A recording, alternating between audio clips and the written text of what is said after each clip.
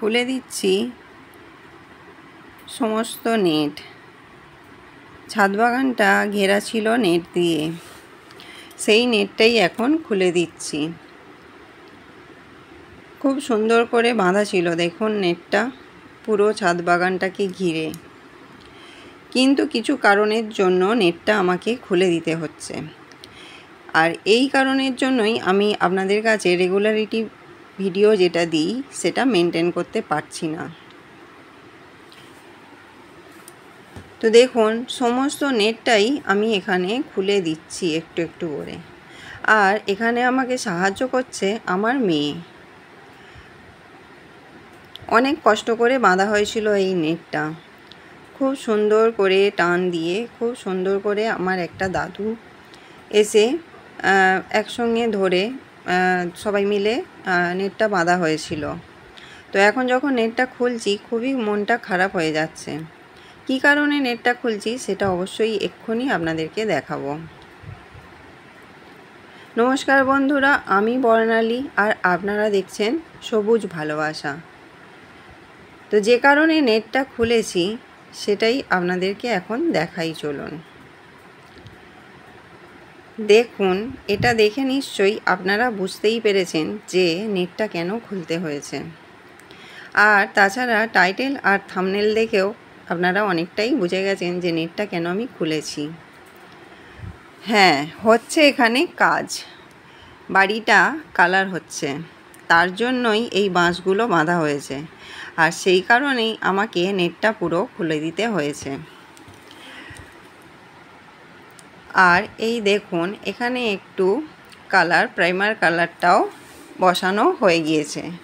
আমি কিন্তু এই ক্লিপিংটা বা এই ক্লিপিংগুলো একদিনে নিইনি, একটু একটু করে নিয়েছি। আপনাদেরকে তো আমি ভিডিও রেগুলারিটি দিতে পারছি না। তো আমি যে টাইমে ভিডিও করি সেটা ওই ধরুন 10টা থেকে 11টা বা 11:30টার মধ্যে সকাল।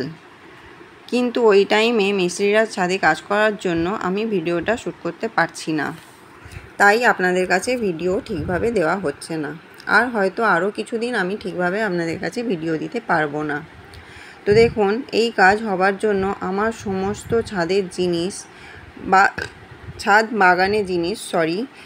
বাগানের জিনিসগুলো সব এখানে ওখানে আমাকে এক জায়গায় জড়ো করে দিতে হয়েছে। দেখুন মাটি, কিচেন ওয়েস্ট, গার্ডেন ওয়েস্ট, সমস্ত কিছু, গার্ডেনের খাবার মানে গাছেদের খাবার, এছাড়াও গাছগুলো দেখুন সব আমি এক জায়গায় জড়ো করে দিয়েছি।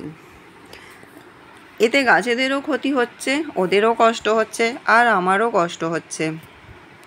ঠিকভাবে এদের পরিচর্যা করতে পারছি না। জল দিই রাতে, তাই রাতেও খুবই অসুবিধা হচ্ছে, কারণ পুরো দুটো দিক পুরো বরাবর বাঁশটা বাঁধা আছে, আর যার জন্য আমাকে পুরো দুটো দিক খালি করে দিতে হয়েছে। তো অসুবিধা হচ্ছে খুবই, কিন্তু এদেরকেও তো একটু যত্ন করে রাখতে হবে। আর এখানটাও আমি খালি করে দিয়েছি, সেই ভিডিওটা শ্যুট করা হয়নি।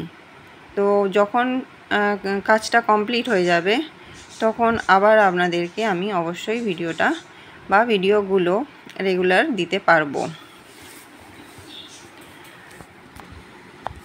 তো বেশি ভিডিও করতে পারছি না, যতটুকু মানে পেরেছি আপনাদের সামনে, মানে 2-3 দিন থেকে কালেক্ট করেছি, করে আপনাদের সামনে আজকে এটা পরিবেশন করছি।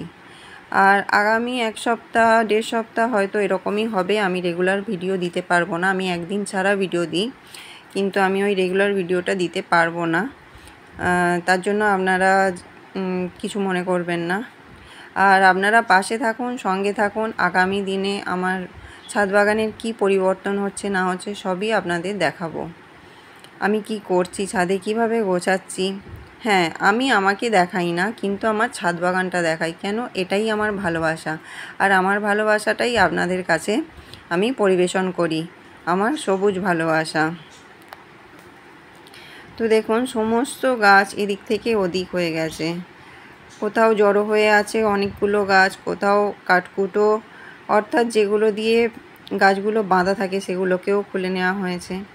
তো এইভাবেই এখন কিছুদিন রয়েছে, এদেরও কিছুদিন অসুবিধা হচ্ছে বা আরও কিছুদিন অসুবিধা হবে, আর কি করা যাবে বলুন।